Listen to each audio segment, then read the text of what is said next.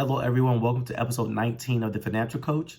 And today I want to talk about the value of patience and the discipline when it comes to being a long-term investor. So to become or be a successful long-term investor, patience and discipline is extremely key. And then unfortunately, we live in a society where most people haven't learned or been taught how to do that. They've been taught the opposite.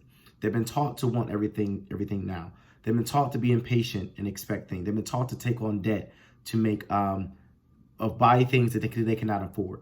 But that's something that you need to untrain or unteach yourself if you want to be a long-term investor and build wealth and have the financial know-how to make sure you don't fall off the rails. It's key now so that when you're younger, make the hard things a habit so that you won't have a hard life later in life, right?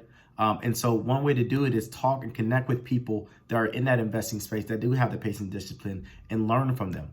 A second thing you need to do is understanding why patience and discipline is so important as you make those investments, as you understand when to buy and sell or when to change your investment strategy. So another key piece of it is make sure you're reading those investment books. So there's a few books I'll mention on a later podcast, but one is like The Intelligent Investor, explaining the basics of investing and why the short-term view is not good for building long-term wealth.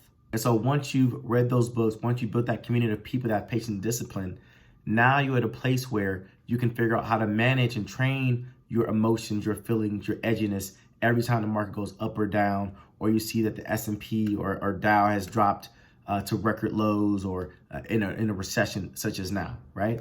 And so another key thing is make sure when you look at the markets today, you're always thinking long term.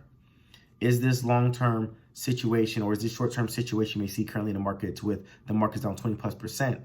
Is that an opportunity to flee and run, or the long-term patient investor would view it as an opportunity to actually invest more money and diversify portfolio, an opportunity to, hey, I got some money in stocks diversified. I want to put more money in high yield savings account because interest rates are going up. So always think about the glass is half full and how can you set yourself up for success in investing in the right things that will take off and bring you growth in the long term.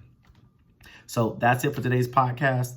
Please follow me at KeithJ_the Financial Coach on IG, as well as my YouTube channel, Keith D. Johnson, the Financial Coach.